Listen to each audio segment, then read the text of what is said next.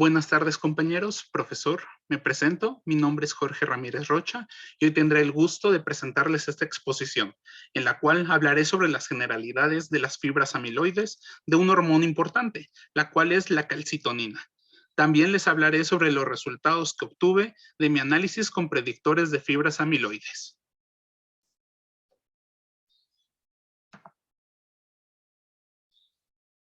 Para ponernos un poco en contexto, las fibras amiloides son reconocidas por primera vez por Virchow en 1854. La describió como una sustancia proteinácea patológica parecida al almidón, que se deposita entre las células de diversos tejidos y órganos del cuerpo en una gran variedad de contextos clínicos. Están formadas por proteínas solubles que se ensamblan para formar conjuntos insolubles resistentes a la degradación. Sin embargo, las fibras amiloides también desempeñan una serie de funciones fisiológicas, como proporcionar el núcleo de las envolturas protectoras de los huevos de peces e insectos, materiales anfipáticos esenciales de hongos y bacterias, y un constituyente clave de la seda de araña. En 1980, tras los avances tecnológicos en la microscopía electrónica y bioquímica, Glenner demostró que el amiloide estaba compuesto por fibras de proteína de hoja B, fibras amiloides, y el concepto de fibrillas B quedó bien establecido. Ahora bien, debemos de responder una pregunta. ¿Qué es la amiloidosis? La amiloidosis es un trastorno del metabolismo de las proteínas, la cual puede ser adquirida, heredada o ser un producto indeseable de la edad. Las proteínas que normalmente son solubles se transforman en estructuras fibrilares insolubles que se depositan en el espacio extracelular de los órganos y tejidos, dando lugar a la enfermedad clínica. Su diagnóstico se basa en los hallazgos histológicos. La mayoría de las amiloidosis son multisistémicas o generalizadas. Los principales afectados, son los riñones, el corazón, el tracto gastrointestinal, el hígado, la piel, los nervios periféricos y los ojos, pero cualquier órgano puede verse afectado. La progresión suele ser grave ya que los órganos afectados se destruyen. Existen algunas formas de amiloidosis localizada. Las formas más frecuentes son la amiloidosis AL o relacionadas a las inmunoglobulinas, la AA o inflamatoria y la ATTR, acumulación de la transtiretina. El tratamiento es sintomático y cuando se produce, esta va a ser irreversible, por lo que dependiendo del órgano afectado se podría solicitar la aplicación de una diálisis o un trasplante. Ahora bien, dependiendo del tipo de amiloidosis que se presente, el pronóstico y la terapia serán distintas. Un ejemplo, la quimioterapia de la amiloidosis AL trata de reducir los niveles de inmunoglobulina monoclonal. Los pacientes con amiloidosis AA deben ser tratados en primer lugar por la inflamación subyacente. A pesar de que las proteínas amiloidógenas no comparten todas las mismas secuencias, se ha demostrado que comparten características estructurales comunes, como el predominio del plegamiento en forma de hoja, la presencia de un núcleo hidrofóbico y la organización jerárquica. Por desgracia, la insolubilidad y la baja cristalinidad de las fibras amiloides dificultan la determinación de sus estructuras mediante cristalografía de rayos X y resonancia magnética nuclear. No obstante, los mecanismos de formación y la estructura de las fibrillas amiloides están empezando a dilucidarse.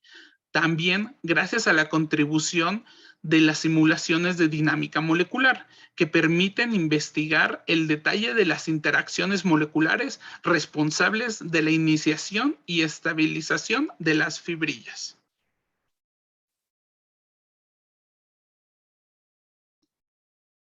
A pesar de que la participación de proteínas precursoras bastante distintas, las diferentes fibrillas amiloides presentan propiedades moleculares básicas comparables que ahora se consideran un diagnóstico del amiloide. Primer punto, tenemos las propiedades tintoriales. Esta es la prueba de diagnóstico más utilizada para el amiloide. Todas las fibrillas amiloide pueden teñirse con el colorante diazo rojo Congo y muestran una coloración verde manzana cuando se observan bajo microscopía polarizada. En segundo lugar, bajo microscopía electrónica, los depósitos amiloides muestran fibrillas uniformes a unos 6 o 10 nanómetros de diámetro. Las fibrillas son rectas, no ramificadas y tienen una superficie lisa, como las podemos ver en la figura 5.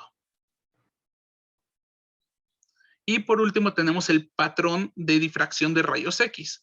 Las fibrillas amiloides dan lugar a patrones característicos de difracción de rayos X que están dominados por reflexiones internas de 4.7 Armstrongs y ecuatoriales más débiles y difusas de alrededor de 10 Armstrongs, que indican un tipo particular de estructura de cruz. El rojo Congo y el colorante histológico de la tioflavina T tienen la capacidad no solo de distinguir la estructura característica de la lámina B amiloide, sino también de cuantificar las fibrillas amiloides. Recientemente, estos colorantes se han adaptado para su uso en mediciones in vitro de la formación de fibrillas amiloides. Ahora bien, es turno de hablar sobre la glándula tiroides. Y vamos a iniciar con su anatomía. La glándula tiroides es un órgano endocrino situado en el cuello. Su posición cerca del cartílago tiroideo le proporciona el nombre a este órgano, pues tiroides deriva de la palabra griega tyros, que significa escudo.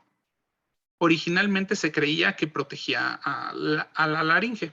Embriológicamente, la tiroides se desarrolla en la base de la lengua, de la fusión de 3 estructuras, y desciende posteriormente desde donde se ubica durante la gestación a su posición final en la parte anterior del cuello. La tiroides madura consiste en 2 lóbulos laterales unidos por el istmo y está envuelto en una cápsula delgada. El parénquima de la tiroides se subdivide en lóbulos por tabiques fibrosos. Cada uno de estos lóbulos consiste en numerosas unidades funcionales conocidas como folículos. Cada folículo está recubierto de células foliculares cuboidales y contiene coloide rico en trioglobulina. Cada folículo está rodeado de una membrana basal y en medio de la cual hay células parafoliculares que contienen calcitonina, células secretoras C. Los 2 tipos de células se pueden distinguir fácilmente, especialmente por medio de la microscopía de electrón, pues estas son morfológicamente diferentes. Las células foliculares tienen un núcleo basal con cromatina homogénea y un retículo endoplasmático rugoso bien formado. Poseen también vesículas secretoras apicales y pequeñas mitocondrias. Las células C, en contraste, muestran numerosos gránulos neurosecretores que contienen calcitonina. Ahora, para hablar un poco sobre la fisiología, la glándula tiroidea consta de 2 tipos de células endocrinas. Las células foliculares, que producen las hormonas tiroideas, tiroxina T4 y triiodotironina T3, y las células C parafoliculares que sintetizan la calcitonina. Está bien aceptado que estos 2 tipos de células tiroideas tienen un origen embrionario único, aunque los detalles de su diferenciación y desarrollo durante la organogénesis siguen siendo algo controvertidos. Sin embargo, los tumores que surgen de los 2 tipos de células son entidades claramente distintas con un tratamiento y pronóstico diferentes.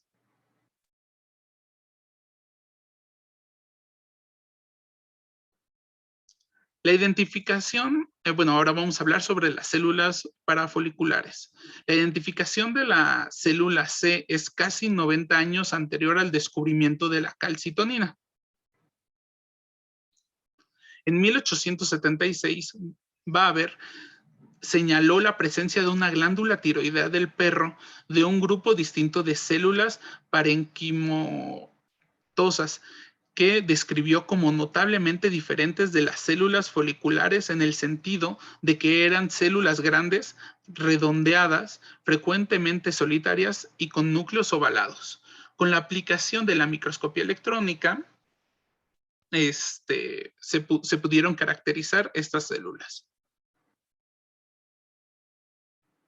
Sus características ultraestructurales y citoquímicas llevaron a sugerir que las células parafoliculares pertenecen a un grupo de células endocrinas que denominó APUD, captación y descarboxilación de precursores de aminas, todas ellas de origen endodérmico, y cada una productora de hormonas polipeptídicas. Finalmente, los estudios inmunohistológicos proporcionaron la evidencia de que la hormona calcitonina era secretada específicamente por las células parafoliculares y no por las células foliculares. En los seres humanos, las células C se distribuyen de forma diferencial y tienden a concentrarse en una unión que se aproxima a los 2/3 superiores de la tiroides. En general, las células C representan una población celular minoritaria situada típicamente en la base del epitelio, sin contacto directo con el lumen folicular. La densidad media de células C en ratón es alrededor de 220 por milímetro cuadrado, en la rata aproximadamente 450 por milímetro cuadrado y es considerablemente mayor que la observada en las glándulas tiroideas humanas, que es de 0 a 20 por milímetro cuadrado. Es importante destacar que la calcitonina y la célula C no son esenciales para el desarrollo normal. La eliminación genética de la calcitonina en el pez cebra o en los ratones no afecta a la viabilidad de animales ni presenta un fenotipo evidente. Sin embargo, los desafíos a la homeostasis del calcio inducen diferencias notables en la formación ósea. En humanos, está claro que la tiroidectomía no se asocia con el metabolismo del calcio ni con problemas óseos. Otras fuentes de calcitonina pueden compensar esta pérdida de células. C. Carcinoma medular de tiroides. Las primeras descripciones del carcinoma medular de tiroides son anteriores a la caracterización de la calcitonina e incluyen descripciones de tumores en el perro y bueno, en el caso de la rata son células ligeras o microadenonas y en el caso del toro, carcinomas ultimobranquiales. El carcinoma medular de tiroides es una neoplasia relativamente rara que representa el 2 al 5% de todos los cánceres de tiroides. Debido a que es una neoplasia algo rara, es agresiva. El biomarcador de referencia para su diagnóstico y seguimiento es la calcitonina. Sin embargo, tiene una vida media variable que depende de sus diferentes niveles a lo largo del día. Además, cada laboratorio puede evaluar diferentes isoformas de la calcitonina, lo que dificulta el establecimiento de un rango normal, ampliamente aceptado.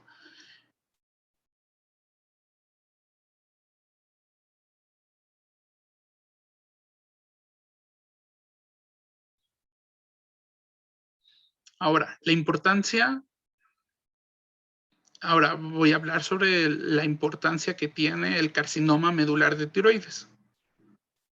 En los Estados Unidos se estima que en el año 2016 aproximadamente 64,000 pacientes fueron diagnosticados con cáncer de tiroides. Y en el año 2015, que es la información más actualizada, que es del estudio de donde obtuve esta información, los pacientes estaban viviendo con un cáncer de tiroides y este número de pacientes eran 630,000 en todo Estados Unidos. Estos constituyen del 1 al 2% y suelen extenderse a los ganglios linfáticos y también puede extenderse a otros órganos. El pronóstico usualmente no es tan favorable. Ahora bien, la calcitonina humana es una hormona tiroidea que consta de 32 aminoácidos y participa en el metabolismo del calcio y el fósforo en solución acuosa concentrada. La calcitonina humana forma fibrillas amiloides con un diámetro de 8 nanómetros que se asocian al carcinoma medular de tiroides. En particular, los estudios de resonancia magnética nuclear sugirieron que la hormona calcitonina forma láminas beta antiparalelas. Su función principal es la regulación del metabolismo del calcio y del fósforo, respondiendo a variaciones de estos en la sangre. Sus efectos son opuestos a los de la parathormona, PTH, en la regulación de estos iones. Además, el total del calcio del organismo se encuentra distribuido de la siguiente manera. Alrededor del 1% se encuentra en el interior de las células y el 98.9% restante está formado de los huesos. El calcio responsable de la concentración de todos los tipos de músculos permite la transmisión del impulso eléctrico entre neuronas. El fosfato inorgánico en el organismo se mantiene también estrictamente regulado. Alrededor de un 85% se encuentra en los huesos y menos del 1% se encuentra formado en la parte del líquido extracelular. Y el papel de la calcitonina es, dependiendo del calcio que ingerimos todos los días, una parte es absorbida por, a nivel intestinal por la vitamina D y se debe a que actúa como hormona, aumentando la presencia en el intestino de la proteína y esta después se va a llevar la absorción a del calcio no ingerido, bueno, el 90% de lo no absorbido va a ser desechado y el resto va a ser absorbido. Ahora, aquí podemos ver que en el caso de Homo sapiens, los genes reguladores, los genes que sintetizan esta hormona, van a estar en el cromosoma 11. Ahora, sobre la secuencia. Como había mencionado previamente, esta consta de 32 aminoácidos. Aquí podemos observar en la parte superior de la secuencia de la calcitonina es que, bueno, vamos a tener la de salmón y abajo la del humano, en donde existen un total de 16 aminoácidos diferentes, lo que propicia que la estructura del salmón tenga una menor tendencia a formar fibras amiloides. Ahora, hablando sobre las hipótesis y usando como guía la información que previamente mencioné y junto con el conocimiento adquirido en las diversas actividades del curso, tengo estas tres hipótesis sobre lo que podría averiguar al utilizar mi secuencia y los analizadores de estructuras amiloides. Si se localiza, bueno, la primera es, si se localiza una región de los 32 aminoácidos que tenga afinidad por formar hojas beta, se podrá predecir la región amiloide. Si se localiza alguna región que sea propicia a mutaciones, se podría diseñar una inmunoglobulina para la detección de estas mutaciones más comunes. Y por último, con la aplicación de los predictores amiloides, se podrá dilucidar una secuencia que sea propicia a generar fibras amiloides. Ahora, los predictores de fibras amiloides. Dentro de todas las opciones que nos proporcionaron en este artículo, y después de estar intentando en los diferentes links y leyendo un poco sobre los algoritmos computacionales que se utilizan, elegí dos predictores. El primero de ellos es NET-CSSP y el segundo es PASTA 2.0. En el caso de NET-CSSP, aquí desarrollaron un método computacional que cuantifica la influencia de la interacción terciaria en la preferencia estructural secundaria. Los algoritmos basados en redes neuronales artificiales, RNA, que utilizan interacciones terciarias preparadas con entradas de secuencias de los usuarios, están diseñados para predecir las propensiones de las estructuras secundarias dependientes del contacto. De aquí su nombre, CSSP. Para que ellos fueran capaces de crear este predictor, investigaron y acoplaron el papel de las propiedades físico-químicas de los aminoácidos en la determinación de la tasa de agregación de una secuencia dada y una combinación óptima de propiedades físico-químicas de sus aminoácidos. Esto le proporcionó esto proporcionó el predictor que se llamó segregator. También se predijeron fragmentos de secuencias de aminoácidos propensos a la agregación mediante un algoritmo de mecánica estadística llamada Tango. También se basan en residuos para formar la estructura beta paralela o antiparalela y lo utilizan para predecir el núcleo de los amiloides. Las características estructurales del núcleo del amiloide también fueron tomadas en cuenta para evaluar la formación de estas fibras. Los métodos CSSP, que adoptan un algoritmo rápido de aprendizaje automático, permiten evaluar sistemáticamente la propensión de la estructura secundaria no nativa de las secuencias locales con un aumento gradual de las energías de interacción terciaria. Aquí vamos a tener una precisión alrededor del 74% y en el predictor dual vamos a tener una precisión del 83%. Esta herramienta web también proporciona cálculos que ya han sido previamente utilizados con fragmentos, con 1.400.000 fragmentos de 7 residuos recogidos de dominios SCOP90. Y tiene aplicaciones en la ingeniería de proteínas, además de los estudios de fibras amiloides. Ahora, para poder entrar, aquí tenemos, una vez que ingresamos en este link, nos va a aparecer esta página web. Aquí tenemos 3 métodos para poder ingresar la información. En el primero, le podemos pegar únicamente nuestra secuencia de proteínas y le damos en Submit. El segundo es de que tenemos un ID del Protein Data Bank y lo cargamos. Y en el tercero es de que previamente hayamos descargado el archivo en formato PDB del Protein Data Bank y se selecciona el archivo y se suba. Ahora, NetCSSP ofrece una sencilla interfaz de usuario para cargar la secuencia de entrada.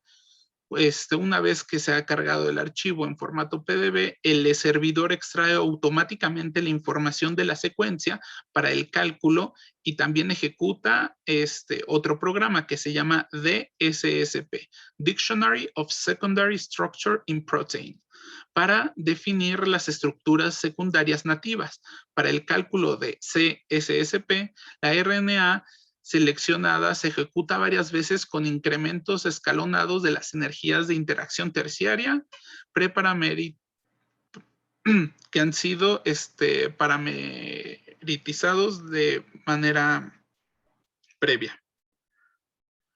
Ahora, el segundo es PASTA 2.0.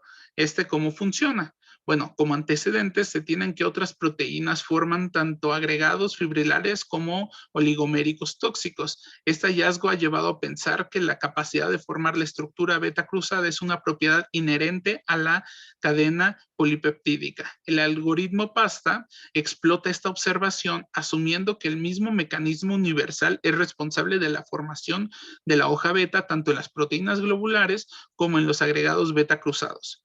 PASTA predice qué partes interactivas de una determinada proteína estabilizan la estructura beta cruzada utilizando una función de energía. Esta función se basa en la propensión de 2 residuos a encontrarse dentro de una lámina beta en una lámina enfrentada a una hebra vecina, según a partir de un conjunto de datos proteínicos globulares de estructura nativa conocida. Y y aquí es como lo va a procesar. En este apartado se van a asignar los residuos que están en desorden. Aquí se van a tener los perfiles de emparejamiento y la probabilidad lineal en función de la posición del residuo. Y aquí es nuestro primer resultado, que fue con con el método CSP. Aquí lo que podemos ver es de que tenemos unos residuos que van a estar, bueno, nos van a obtener tres gráficas diferentes que están, bueno, que están compiladas en una sola figura. Aquí no es la que tan probable va a ser a que se forme una hoja beta, una hélice o y aquí lo podemos ver en color rojo. Entonces aquí dependiendo de cada aminoácido, vamos a tener bueno, aquí una vez que colocamos el cursor, cuando no es una imagen, aquí vamos a tener qué zonas son más probables de que tengan alguna de estas tres actividades. Entonces, aquí tenemos esta zona, esta otra zona y esta última zona. Ahora, usando nuestro otro algoritmo, aquí podemos observar también que aquí vamos a tener cargados nuestros 32 aminoácidos y vamos a ver los mismos perfiles. Por eso es de que se seleccionaron estas dos herramientas. Entonces aquí para comparar, si comparamos el perfil para que se haga una coil, podemos ver aquí los patrones, que aquí desciende más o menos al aminoácido número 10, aquí desciende, después hay un pequeño incremento, después es un incremento un poquito más marcado, una tendencia hacia abajo y uno hacia arriba. Y aquí también lo podemos observar. Luego aquí luego aquí podemos observar de color rojo también como hay un pequeño incremento. Después en esta zona es donde baja, después vuelve a subir y vuelve a bajar para los últimos aminoácidos. Y bueno, bueno, los resultados que yo obtuve con lo que se reporta en la bibliografía, aquí voy a utilizar un estudio que fue hecho por Rigaud y se utilizó un protocolo para comparar las estructuras de tanto de salmón como humano de la calcitonina. Ellos validaron su protocolo comparando la estructura de la calcitonina del salmón predicha con un método obtenido experimentalmente. Los resultados muestran que la desviación disminuye rápidamente durante la simulación REM, que es la que ellos utilizaron, a medida de que la calcitonina forma gradualmente una hélice desde el residuo 4 al 21, de acuerdo con la estructura experimental. En general, los resultados muestran una buena concordancia entre la estructura SST predicha y la experimental, que está formada por una hélice larga, que es del aminoácido del residuo 4 al 21 y una terminación C en espiral aleatoria. E investigaron la posibilidad de 3 formaciones de fibrillas amiloides de calcitonina previamente compuestas. Primero se consideraron los octámeros, y bueno, se utilizaron esos octámeros hechos a partir de las 32 moléculas de la calcitonina para observar qué era lo que sucedía. Y observaron que en el octámero paralelo forma una clara curvatura en el centro de la cadena polipeptídica que podría impedir la agregación lateral de más moléculas de calcitonina. Por otro lado, en los 2 octámeros antiparalelos, las moléculas polipeptídicas mantienen una conformación recta y asumen una torsión de superhélice, lo que es compatible con la observación experimental de las fibras helicoidales. Y aquí lo podemos ver en esta figura, que estas sí son mucho más propensas, esta, la 1 y la 2, que esta. Bueno, aquí después de que se utilizaron esos octámeros, después se seleccionaron unos péptidos amiloides, los cuales son los residuos de FNKF, para evaluar las posibles diferencias en los amiloides formados en la secuencia humana de longitud completa y este péptido formador de fibrillas formador de fibrillas. Y aquí se investigaron la estabilidad de los octámeros en conformaciones paralelas y antiparalelas. Aquí lo podemos observar. Y aquí vemos que en su terminación, aquí se agrupan y se impiden que se puedan hacer tantos agregados. Ahora, las aplicaciones, bueno, y aquí es donde tenemos una comparación de mis resultados. Y aquí vemos en esta zona, que es la que fue estudiada en el artículo, y aquí podemos ver la incidencia de que tiene, bueno, una alta incidencia de que se puedan formar las fibras amiloides. Ahora, en las aplicaciones biotecnológicas, debido a que se conocen con detalle el ensamblaje de la calcitonina humana, se podría desarrollar soluciones para la formación de amiloides. Una propuesta sería que se pueden acoplar nanotubos sintetizados para ser utilizados como biosensores. Igual otra, debido a que se trata de una hormona de forma natural, se podría diseñar una molécula que impida su segregación excesiva en el cuerpo humano y podría actuar como una clase de inhibidor. Otra aplicación sería que ahora que se conocen con mayor exactitud la manera en la que actúan los depósitos amiloides, se podrían diseñar fármacos que tengan dos funciones.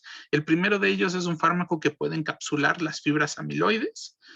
Y el segundo es un fármaco que tenga como objetivo alterar las cadenas terminales de los depósitos amiloides para desestabilizar sus uniones. Y al conocer la relevancia de los péptidos DF-NKF, se puede crear una base de datos para analizar sistemáticamente las diferentes proteínas que contengan este péptido y avanzar en el descubrimiento de enfermedades que no han sido estudiadas.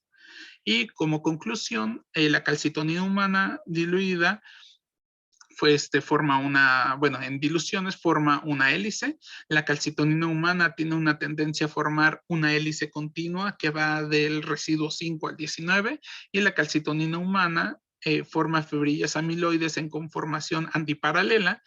La fibrilla amiloide tiene una conformación antiparalela en los residuos 15 y 19 alineados. Los péptidos DF-NKF surgen de láminas paralelas y el péptido, se le conoce como péptido porque tiene 32 aminoácidos y el péptido DF-NKF puede ensamblarse de forma diferente. Muchas gracias por su atención.